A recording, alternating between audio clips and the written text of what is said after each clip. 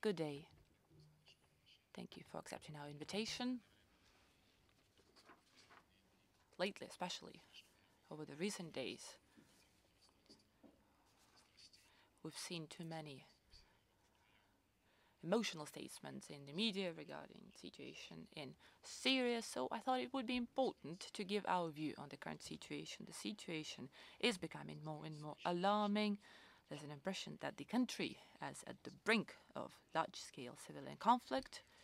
We're also concerned with the reaction at what's going on in Syria on behalf of a number of outside players that openly support armed opposition groups, and on the other hand, demand from the international community to take decisive steps to change regime in the Arab Syrian Republic. For the first time since the beginning of the crisis, we've seen that the question of potential foreign intervention is raised emotionally and persistently. As a result, lives are still lost. Largely it is happening because players from the outside are pushing to opposition towards defining any compromise. They continue in military actions, and they have hopes that Libyan scenario might be repeated. It is alarming. Our position remains unchanged. We shall not sanction within the UN Security Council use of force. Consequences for the entire Middle East region would have been dire. I hope we've all had enough of implications, the war in Iraq, democratization efforts in Libya, in Mali, in Libya itself. It is not clear when the elections that have been rescheduled more than once will finally take place. And I hope none of us needs to create grave problems in Lebanon. We're seeing first signs of problems, and other regions of the world would also be affected by catastrophic implications should force scenario be used to resolve Syrian problems that might result a huge arch of instability from Mediterranean to the Gulf. And I hope that wise people understand that. They also hopefully understand that there's real threat of Sunni Shia opposition in the region. I'm convinced that it is not the future we're all seeking for the region, that is oftentimes referred to as the Greater Middle East. We believe, we all want that peoples of the region that is of great geopolitical importance, live peacefully and decide on their own political destiny. We've said more than once, and we reiterate that once again, that any government of any country bears the bulk of responsibility for the events that take place on the territory of the state, and Syrian authorities are no exception. We've said that more than once, openly pointed out numerous mistakes that were committed by Syrian authorities in the course of events that started unfolding over 12 months ago. Nonetheless, when we get news about new hostilities, at the moment, such acts of violence are committed in Syria almost daily since the situation has been destabilized. Immediately we hear calls on behalf of most international media to blame it on Syrian authorities, to put the entire blame on them. Like I said, they are bearing the bulk of responsibility for everything that's happening on the territory, since the government of a country is always responsible for ensuring respect of rights of citizens. But I don't think that anyone could imagine 12 months ago that crimes like we're seeing today would be committed in Syria. And I'm convinced that the problem is not just the regime, the authorities of Syria. The situation where tragedies in Hula, Kube were possible. Other acts of violence, including Damascus, Aleppo, and other terrorist acts that were condemned by the UN Security Council, all of that became the result of confrontation that was and is fueled by outside forces. I'm referring first and foremost to the moral support to the armed opposition, supplying of with funding, arms, or providing mercenaries that are being shipped to Syria. Media, by the way, that are still guided in their assessment by information that they get from notorious and politically engaged local channels. Oftentimes they portray those acts as heroic acts of protectors of human rights. I would like to, however, give you a number of facts that describe the true nature of such acts. Recently, a building called in Damascus in Tijar was shelled. Russian experts lived there. Grenade launcher was used. Grenade hit the wall of the first floor. The building was damaged. Luckily, no lives were lost. It is not the only case of shooting of our militaries. Last autumn, Stronti's gas office in Homs was attacked, and just today on the west of Damascus, a bus with Russian experts was also shot at. Just a few days ago, media informed about clashes in the vicinity of Al-Hafa in Latakia province. The rebels of the Syrian Free Army tried to seize the city, attacking not only public but also private buildings. 2 ER vehicles were destroyed. If we look at statistics since the beginning of events in Syria, we shall see that 34 doctors were killed, 42 paramedics were injured, a number of families were killed altogether. We've seen 24 hospitals and 84 polyclinics raided.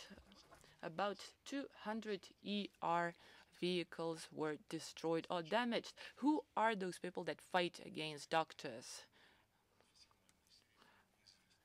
Until last year, in multi-confessional, multi-religious Syria, we haven't seen any cases of persecution or murders for religious grounds. Unfortunately, today this is not at all infrequent thing. Dozens of Christians became victims, and many of them have to flee the country where their ancestors lived for decades.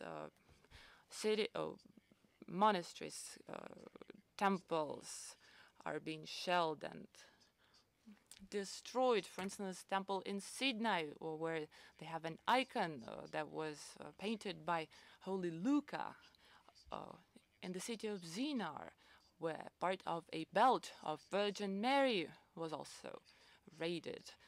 We hear from civilian population, from Russian people that live in the city, media that work in very difficult conditions. We've heard about many cases that oppositionists persecute people that are in favor or loyal to Syrian authorities. Explosives were planted at their doorsteps. Their relatives were seized. They were asked for ransom. For obvious reasons, I'm not going to give you specific names of people or places. A few words about how those militants treat journalists. As a response for compassion, yesterday we learned about British journalist, Channel 4 News, Mr. Alex Thompson, who told himself about what happened to him in the Syrian city of Qusair in the vicinity of Lebanon border. He visited the headquarters of the militants, and then with his driver, who was also his translator, and a number of other journalists, he was driving back. Armed revolutionaries or militants that were escorting him said goodbye and told him to go straight ahead, but they knew that he would actually become the target for the Syrian authorities, and the journalist is convinced that it was not coincidence that those militaries wanted him to be killed, to use this incident as propaganda against authorities. You can find this news on the story on the web. It really makes you learn the lesson. Of course, we all are in favor of greater freedom of speech, but when in the European Union and in the League of Arab States, authoritative decisions are taken to block broadcasts of Syrian public and private TV channels. That goes against the principle of the freedom of speech. One cannot but recall the bombings of the TV center in Belgrade and Tripoli, shelling of those TV centers, and we probably need to understand what the freedom of speech is and what should be done to respect this principle, not only domestically but also by the international community. And it's very important to ensure access to information, whatever the substance of the information is. And when Nuremberg Tribunal, UN decisions ban propaganda of fascism or Nazism, but then it is justified as a manifestation of freedom of speech, or where in similar situations, like what was happening in Belgrade or Tripoli, or what's currently happening with Syrian media, where different standards are applied altogether, we believe it is totally unacceptable. So, like I said, the facts I gave you probably show that responsibility for the current situation is to be borne not only by the Syrian government. Largely, the current situation is a result of actions of those that refuse to unwind funding of illegal groups, that recruit mercenaries, help them to cross the border, or play games with various extremists aiming at achieving their own geopolitical goals. Those goals are largely defined, as far as we can judge, by religious factors. We're seriously concerned with growing activity of international terrorist and extremist networks in Syria. By the way, talking about applying similar standards and notions of justice in different situations, I want to recall you that to justify need of interference from the outside, many often refer to the problem of refugees from Syria. Now, if you look at the statistics, according to the UN High Commission on Refugees data, number of refugees from Syria now amounts to about 80,000 people. Out of them, 28 Lebanon, Iran 25, Jordan 21.5, Turkey 25,000. Those people definitely need help and support. We hope that all refugee camps will open access to the UN experts from the UN High Commission on Refugees office, but the figure, about 80,000, will probably be growing, but we need to correlate that and put it in perspective with other figures. For instance, number of domestically, internally displaced people in Syria, according to assessments that we hear from different sources, refugees from Iraq. There are about 1 million people that are currently in Syria, and about 500,000 of people from the Palestine. Has anyone ever thought of them? No one's ever cared, as far as I can recall. Refugees from those countries to Syria.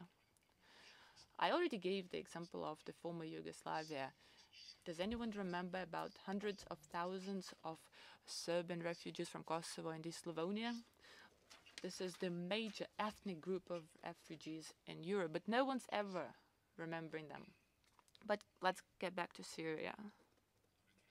We're satisfied with the fact that through huge efforts we managed to set up an international instrument to contribute to advancement towards peaceful settlement, referring to Kofi Annan's plan and supervision mission of the United Nations. They are working nonetheless. The plan is skidding. It was said at the UN Security Council with great concerns over the past few days. We're seeing no alternative to the implementation of the plan as means of achieving peaceful settlement. Peaceful settlement, I want to highlight that, and not force regime change by large-scale confrontation involving massive civilian casualties. Violence against civilians is unacceptable, so we need to make everything possible as our priority goal to put an end to this violence. Annan's plan makes it possible. Most importantly, it needs to be implemented in full by all players, including outside players. Thanks to that plan, on April 12, finally truce was achieved. Yes, it has been abused, but initially the level of violence started to drop. We've seen signs of stabilization of situation. Thousands of people that took arms previously laid using amnesty declared by Syrian authorities. A few hundreds of political prisoners and people that were previously detained for taking part in anti-government rallies were released, although new arrests do take place. We managed to Syrian authorities managed to agree with UN representatives on providing access to a number of humanitarian organizations to the most affected provinces in order to implement humanitarian emergency response plan of the UN that was also agreed upon with Damascus. We've seen serious advancement in terms of granting better access to international media. And finally, like I said, we managed to set up supervision mechanism on site. But first signs that are inspiring optimism that we've started seeing after April 12 was probably not fitting in the logic of those that are guided by the principle the worse the better, because what they want is the international community to become outraged and actually sanction intervention. We think this is the main reason why the Kofi Annan's plan is skidding.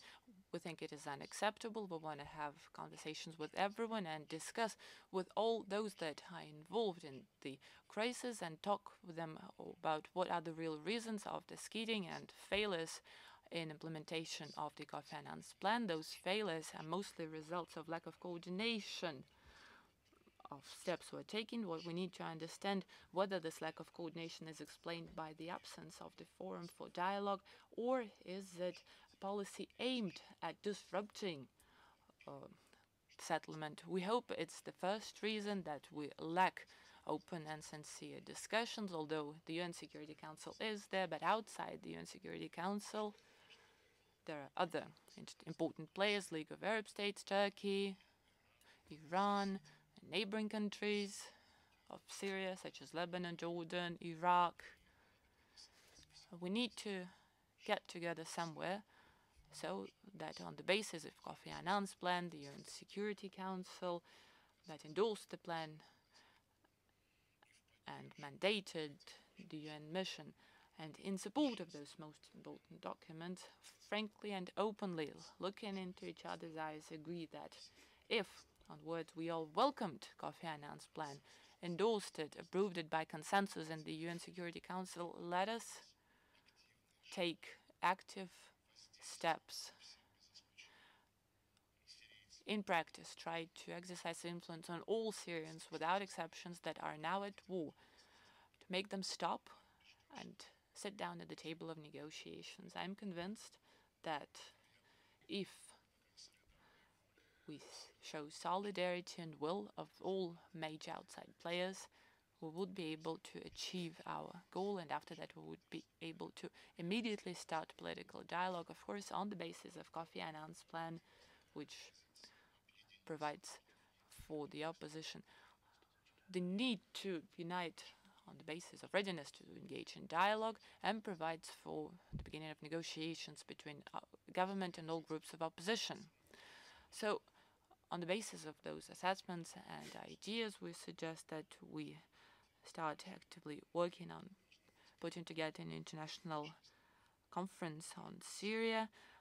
It should be a limited group of participants. The goal of the conference would be to contribute to implementation of Kofi Annan's plan and relevant UN Security Council resolutions. We need to get together all those that have influence on the daily development of the situation in Syria.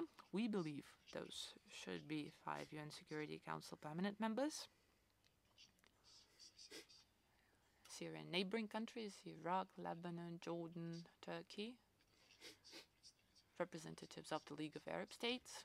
By the way, Iraq is chairman of the League of Arab States at the moment. Qatar is president of the Committee of the League of Arab States on Syria. Saudi Arabia is the major country of the Gulf. It would also be important to invite them to join others at the table of negotiations, and such organizations as the UN.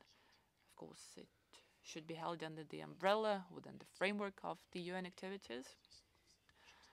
And I believe that the European Union should also be among participants that is also showing vivid interest towards the situation in Syria and steps to overcome the current crisis, as became obvious during our recent discussions during EU-Russia summit in St. Petersburg just a few days ago. Now, we want this conference to be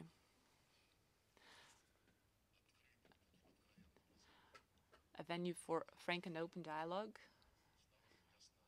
that would make it clear whether it is realistic to find agreement on coordinated, consorted, targeted actions in relation both government and all groups of opposition. And the sooner the better.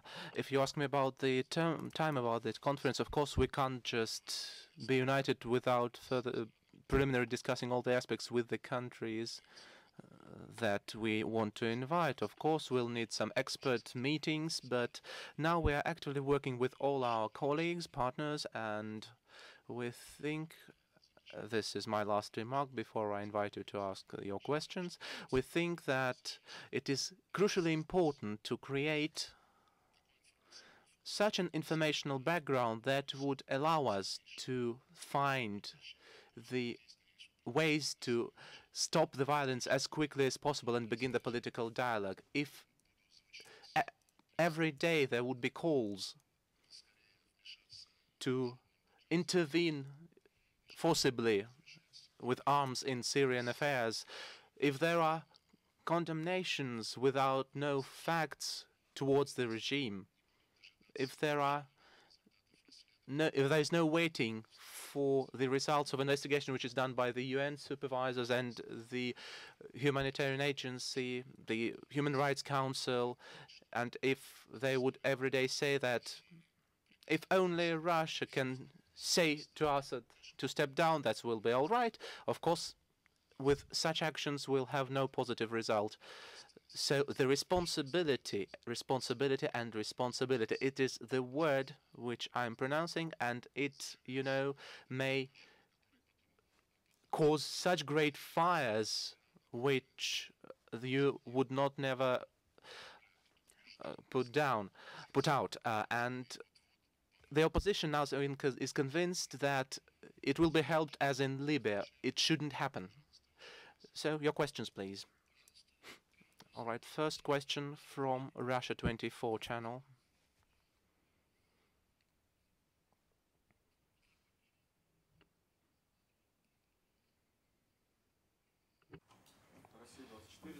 Russia 24.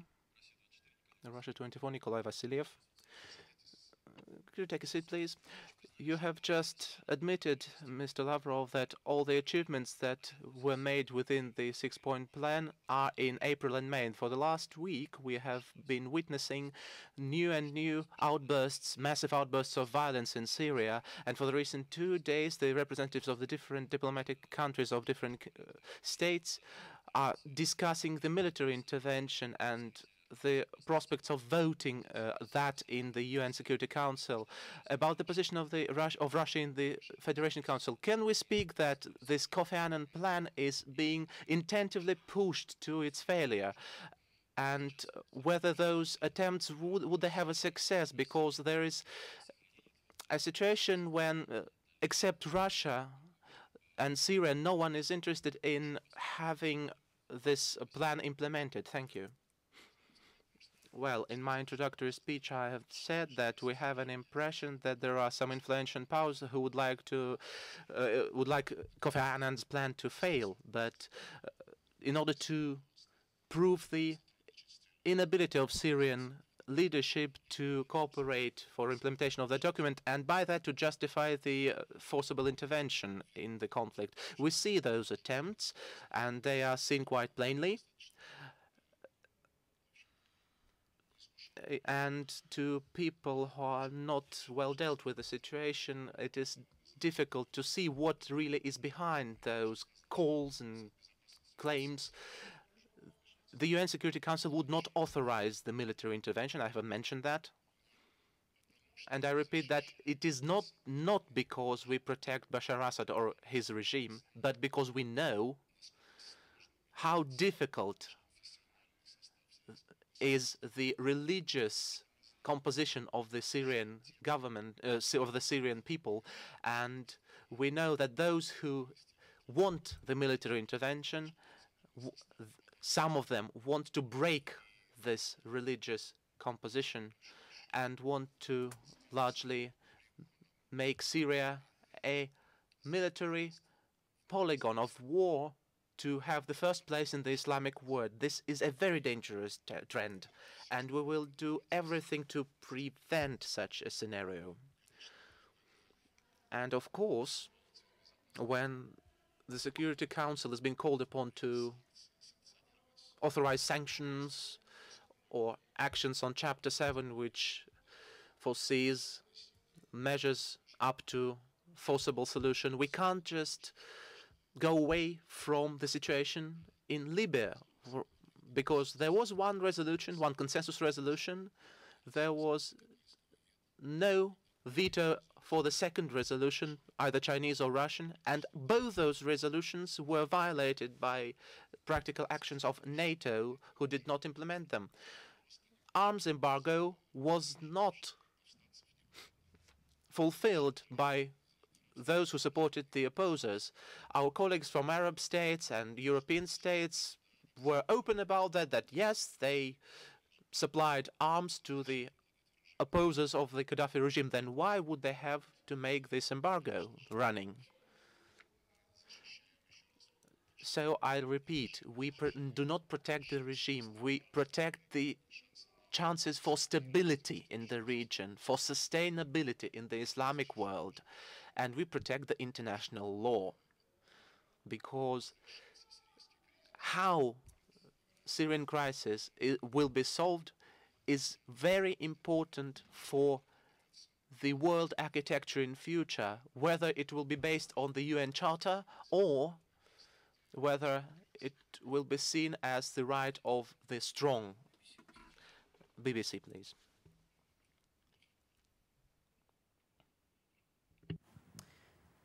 Steve Rosenberg, BBC News. Mr. Lavrov, you mentioned outside forces. Has Russia seen any evidence to suggest that the military operations of the Syrian opposition are being controlled or commanded by outside forces? And the second question, have Russia and America been discussing the possibility of a Yemeni scenario under which President Assad would step down and leave Syria? Thank you. If it would be possible to answer in English either now or at the end. У нас шикарные переводчики. We have wonderful interpreters. Well, you know, there is enough data that there are supplies to the armed opposition by arms and other necessary means of military means and information means. Syrian army is being helped by the information who is the head of the official army, who are the commanders of different groups in this army. Some of them are very disciplined, some of them are not, less coordinated. There is information that where is the headquarters of this Free Syrian Army, which countries help it financially, and these countries actually mention it quite openly. Our Saudi colleagues, our Qatar colleagues, yesterday in Istanbul there was a meeting of Syrian business people where they announced the organization of a fund to finance the Free Syrian Army. So this data exists. And I'm convinced that special services have more than enough of information. I mean, the special services of Britain as well, who have one of the highest grades. We are most praised in this field, and NATO as well. All the information is accessible, and we know that. And in private conversations, our colleagues show great information about what is happening. As far as the Yemen scenario is concerned, I would not like to go to simplified schemes, you know. Things are not too calm in Yemen now, though the plan of the going out from the crisis has been implemented. But the plan was about what we are speaking now. The Yemen parties sat at the table of talks and had an agreement. There were no preliminary conditions like, for example, from the very beginning, the president should step down. This was a result of an agreement. If Syrians themselves agree with each other about that, we will be glad to support such an end, such an outcome, just as many other states.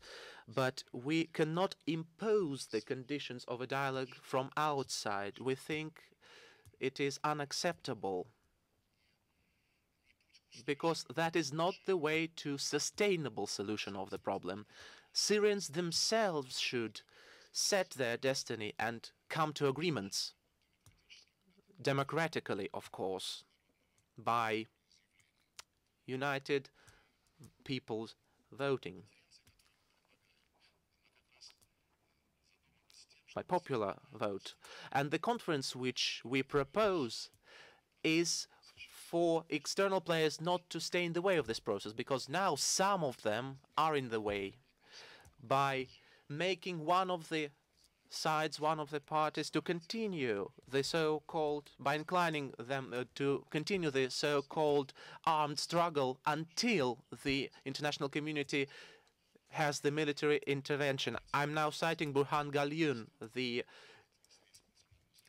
head of the Syrian National Council, who said we should continue the struggle till there is the external intervention. And the external players, as we see it, and as we would like to implement in our conference, which of course should be multi-stage, we should create maybe working mechanisms there if this idea will be supported. This conference should remove the negative influence of external players on the conflict and channel the will and the energy and the opportunities of the external players to assist, to contribute to the cessation of violence and bloodshed and the beginning of this general Syrian dialogue. This should be the conditions which we must create, and Syrians themselves should come to agreements because of them. Thank you. Russia Today, please.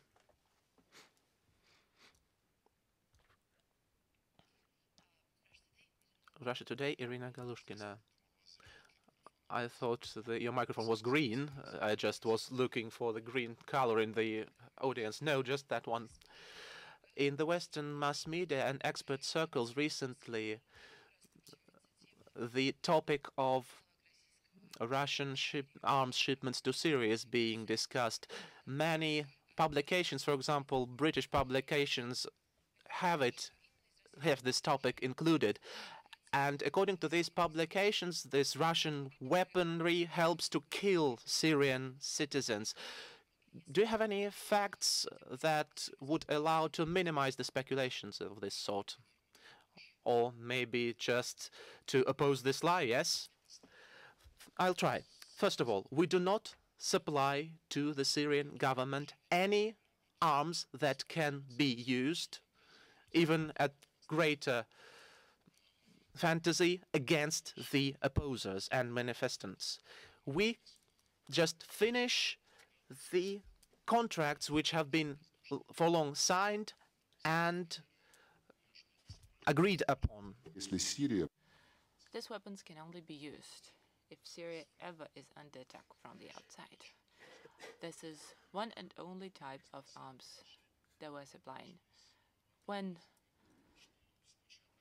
first tribulations in Syria started, we decided, and it was a special decision, not to supply any light arms or any other types of arms that can be used to suppress opposition. By the way, certain countries of the Gulf, our US colleagues, are supplying exactly the type of arms that can be used against civilian population. Just recently, another such contract was signed.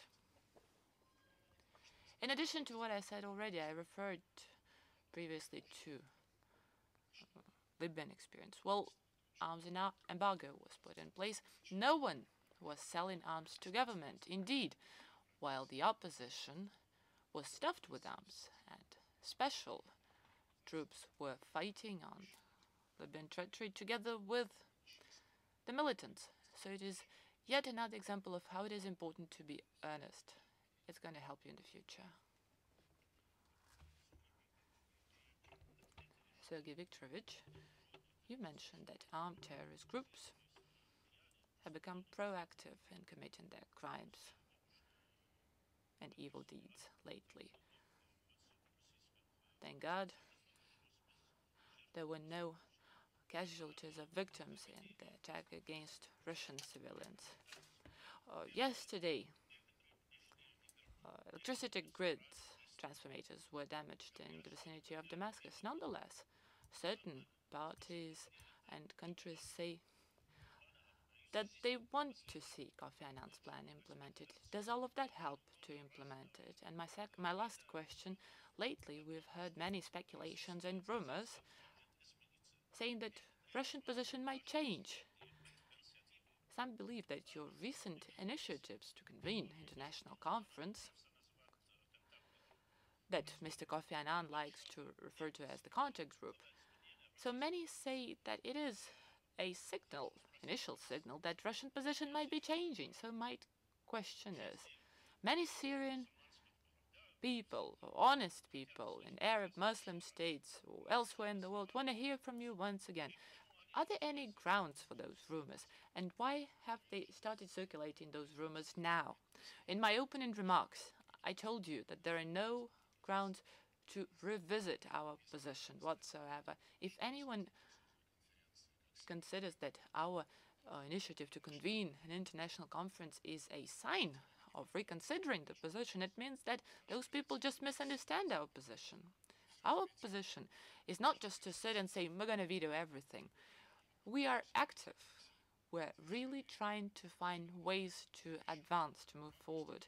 That is why back in the August last year, we came up with the draft statement of the UN Security Council President that was adopted. We were actually the first country that suggested that the Council look into the situation in Syria back last September. Then later on, we suggested, co-sponsored draft resolutions where we spoke about the need to exercise influence over all parties. Western partners refused to adopt such resolutions. We endorsed League of Arab States statements on November 2nd to send a mission of observers to Syria. We convinced Syrian authorities to accept the mission of observers. And that wasn't easy. Once again, Syrian authorities did make many mistakes. And many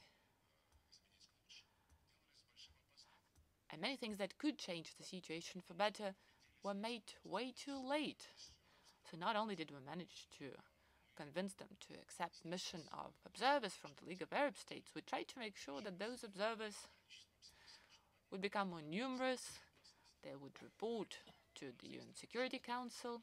For some reason, Arab states did not want the report of the observers that they drafted a month after they returned from Syria. They did not want the report to be presented to the UN Security Council. I have my guesses, but I don't want to say it without enough evidence. So we made it happen. Immediately after they reported, the League of Arab States pulled their mission out of there.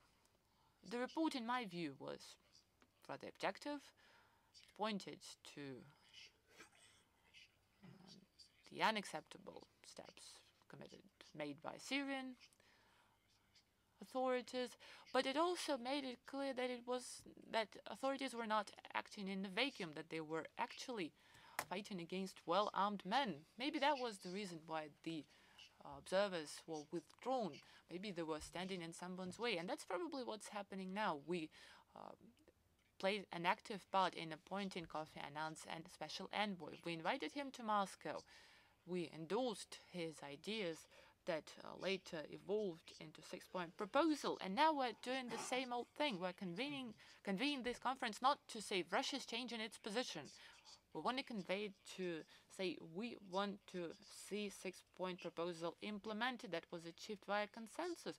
But I already illustrated the value of consensus on the example of arms embargo on Libya that was violated despite the fact that it was adopted by consensus. So we want to make sure that those that were in favor of Kofi Annan's proposal, that they were sincere. That's why we need this conference.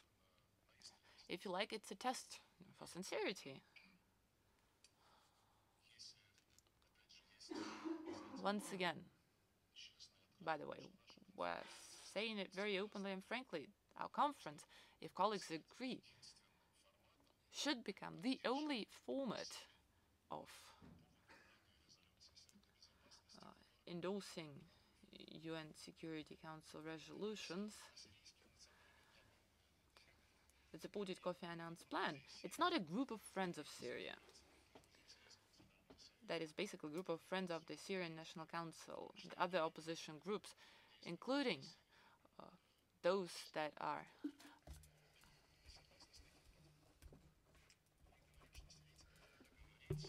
Оппозиционеры. irreconcilable that act within Syria. What we're saying is that they need to agree within themselves.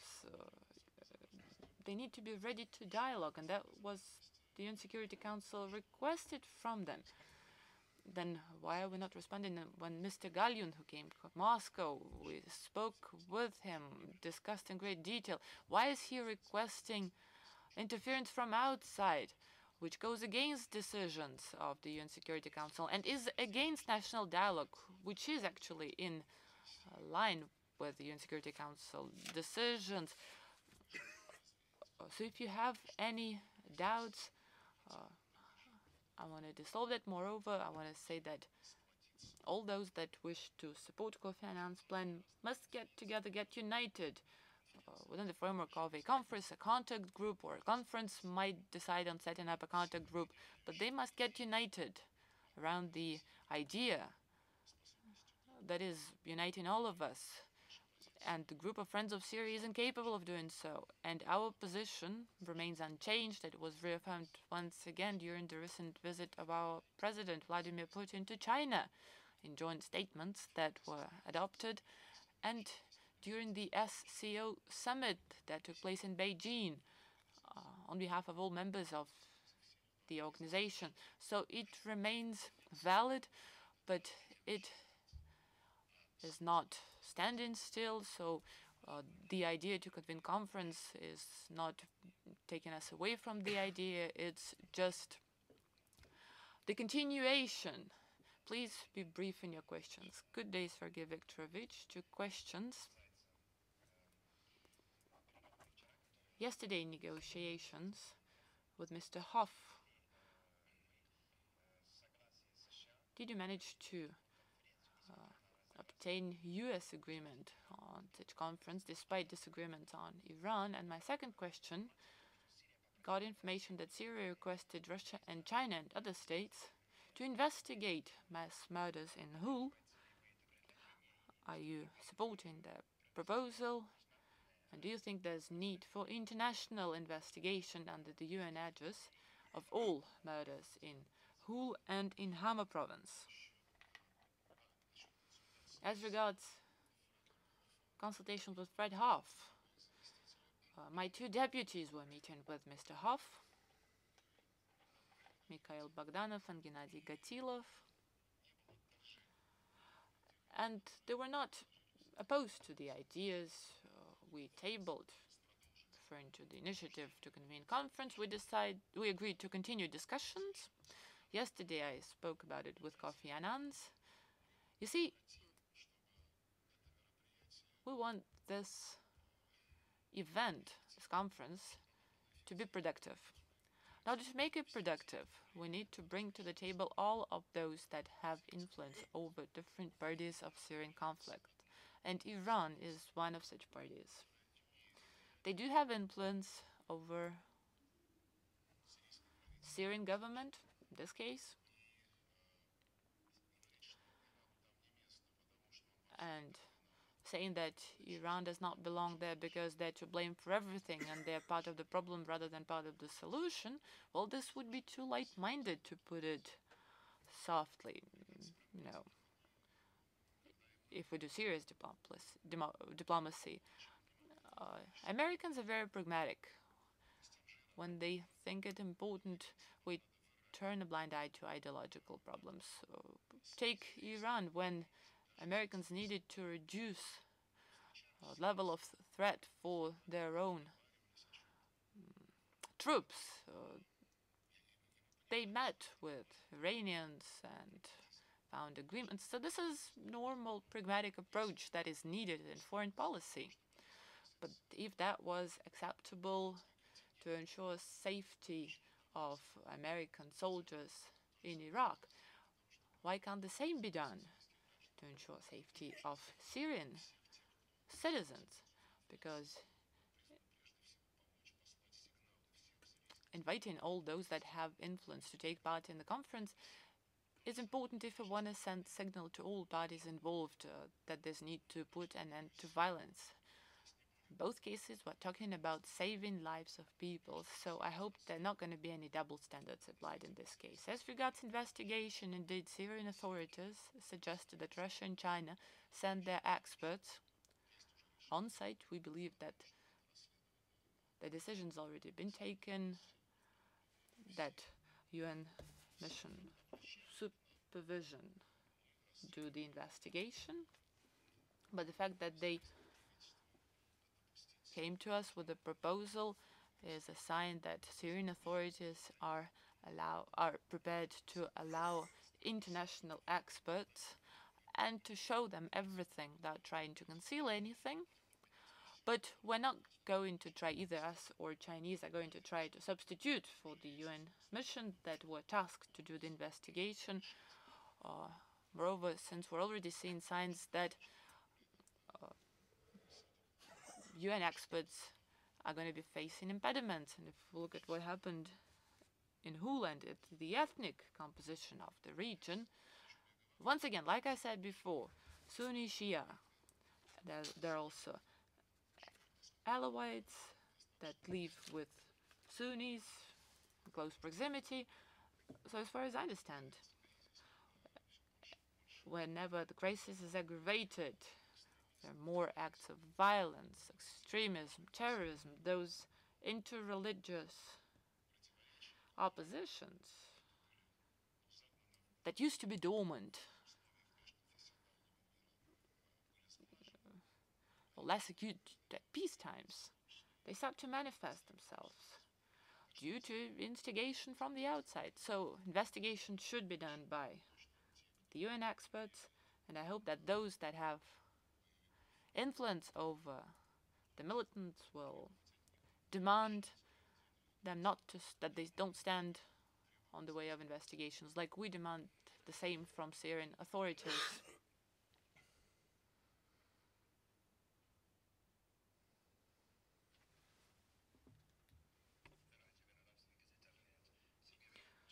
Al-Hayat newspaper, Sergey Viktorovich, recently we've heard about the need to amend or expand Kofi Annan's plan, given specific timelines for its implementation. What do you think about that proposal? As regards amending Kofi Annan's plan, I think it should be made more detailed. I don't think it's relevant any longer, quite to the contrary. All of its components remain relevant and important, but every point, especially those that talk about end of bloodshed and beginning of political dialogue, need to be made more specific. And this is one of the goals of the conference we're suggesting to convene. We need a mechanism to supervise and make sure whether all parties have stopped armed opposition, and to make sure that there's a mechanism to begin political dialogue. That should be discussed at the conference. As regards timelines of its implementation, once again, we're talking about an attempt to put an ultimatum, and not so well disguised attempts, because people want to say we rest our case, we don't want to extend the mandate of the Kofi Annan's mission, and then the international community will be outraged and vote in a correct way in the UN Security Council, and it's easy to read those signals. Once again, I referred already to the experience of observers sent by the League of Arab States that were revoked in just a month. What is it one could do in a month? Nonetheless, they managed to achieve certain results, and we needed to build on the progress, all the more since Syrians were ready to accept an unlimited number of observers. By the way, there were more observers then than there are UN supervisors now, about 1,000 people. So, but for the decision of the League of Arab States to revoke observers without any clear reason, we would have had for a long time in place a broad presence of international community in Syria, covering almost all areas. And then League of Arab States observers could be enforced by observers of the United Nations. Not only. That was another mistake. So one needs to be conscious of the fact that a number of similar decisions were taken. As soon as there was any hope that the situation would appease, such a decision would be taken. That leads us to believe that from the onset, some of our foreign partners were guided by the principle, the worse, the better.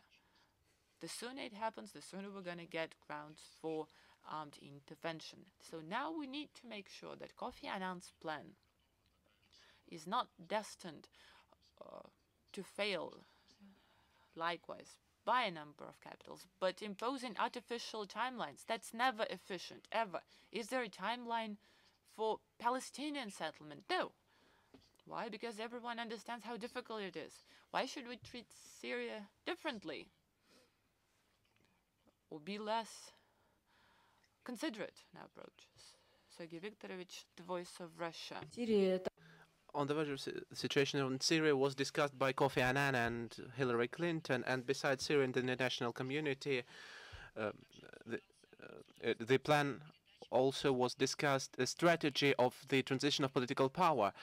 Does that mean that for the Western countries the transition of power is a solved matter? Well, this is one of the main contradictions, in content. As far as I understand, this was expressed by the American side on the results of the meeting with Kofi Annan. Kofi Annan himself is basing on the thought that the Syrians themselves should come to agreements. Well, it's actually what I heard from him when I spoke with him yesterday by the phone. So we agree that external players should not impose any schemes to the Syrian parties, but should create the conditions for them to begin agreeing themselves.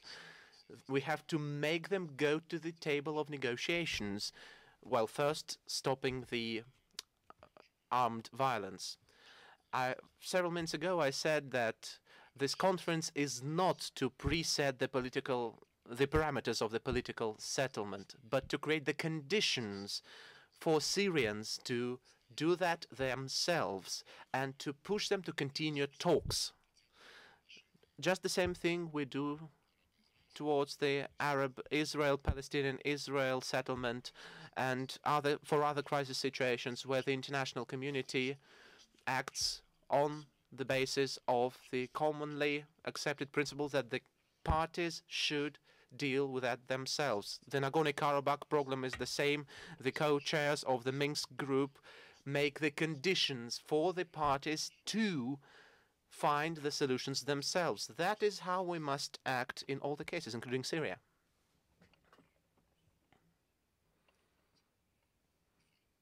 Two more questions. Al-Arabiya.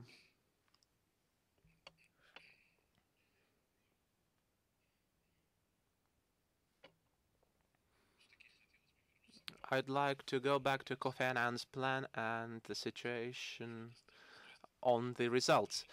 So for several weeks, the Annan's plan is being implemented. There were many talks, many meetings at the international level, but still there's no result. Do you think that this international meeting really can push the Annan's plan forward, or do you just get those parties together because the Annan's plan is in the deadlock? Well, I understand that you follow your addition policy. Everyone should make that. No, I do not think that the implementation of the Kofi Annan's plan has failed. I don't think so.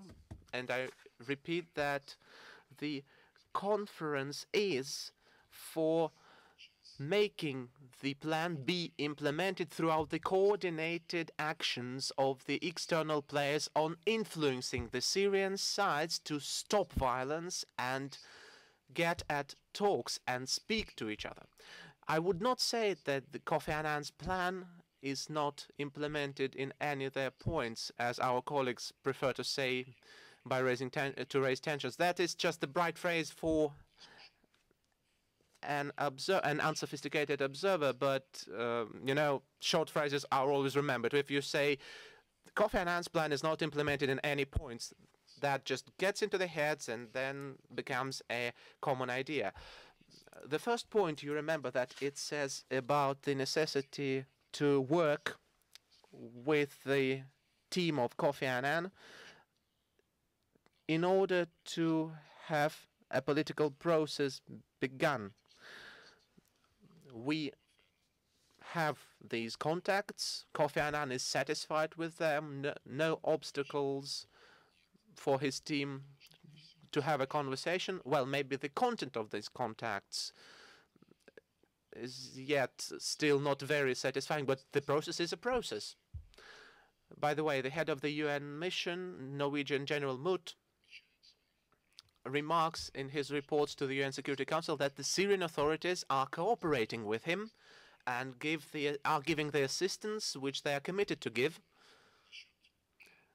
As far as the end of the military actions point is concerned and the truce,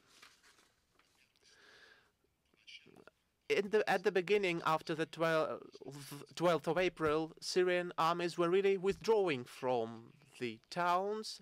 They were criticized that they were not withdrawing far away, but they, judged from the experience of the last autumn, as according to the plan of the Arab League, they were just pulling out their contingent from the towns, and the towns were immediately taken over by military opposers. And this experience, of course, by the way, is another confirmation that we need a mechanism which would allow non-militarization of cities after government troops left them. That's what we have to think about. There we have the place of space for the international community to act. But when the Syrian army is losing about 30 people each day, I do not think these are peaceful opposers who are attacking the soldiers. These are armed opposition groups. And I gave you the facts today. So that means that the opposition does not fulfill the point which makes it stop the violence, and neither is the government. But we mustn't say that if only the government makes the cessation of armed violence, then it will be all right, because in that case, immediately armed opposition takes the regions. We know perfectly which cities are controlled by the militants. About the humanitarian assistance, there was a special point about that. Recently, the talks of the Syrian authorities with the UN representatives were finished, and there was a document signed about 7 humanitarian bodies of the UN entering to Syria. There was a humanitarian forum on Syria with the participants of Syrian government. There were funds allocated to that, and the humanitarian assistance is being rendered. About peaceful demonstrations and demonstrants that were detained, hundreds of people were set free. Of course, there were new arrests, but saying that nothing has been done is wrong. You know, this is for people who would not like to go into details and who like to get just simple slogans from the screens and in the internet. Well, and as far as the mass media access is concerned, we have been recommending that to the Syrian government for a very long time, to open the borders for journalists. The authorities were claiming about the biasedness of the journalists. Well, of course, there are biased journalists in any channels. For example, in Al Jazeera, we know such cases, but we kept convincing and are still convincing the Syrian authorities that most journalists know their reputation and will be proficient and professional in their work. Well, of course, something is not fully implemented, it is late, etc. But after this plan has been taken, the number of journalists in Syria has grown significantly. Of course, they do not always receive the long-term visas, but again, to say that nothing has been done is wrong. I just gave those examples because we should not use only the gloomy paint to draw this picture on just one side. Thank you. Commerçant. Sergey Viktorovich, I'd like to make it clear. Those regional and Western players who act on the principle the worse the better and want the military intervention, what do they want really? Economical, political benefits, or just is there only the religious basis for that? What are their intentions? You know, I can't make guesses about what they want. I may say what our views are about what can be the result of that. This can result in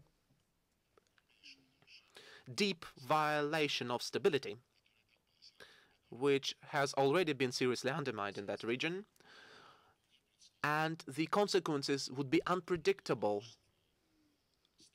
and influential for many countries in the region.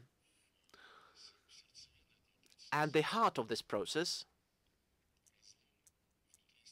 will be the break inside the Islamic world between Sunni and Shia. I hope that this is not what those parties who have the strict position in changing the regime of Syria, I hope that's not what they want. Well, these are our estimates. I can speak about them only. So our estimates say that such a scenario is possible if we do not take any coordinated steps together to influence all the parties in the conflict in order for them to stop warring and make talks. Dear colleagues, I apologize for the questions that haven't been yet asked, but I hope our communication will continue. Go around the world with us and you will more opportunity to have communication with us about this problem. Thank you.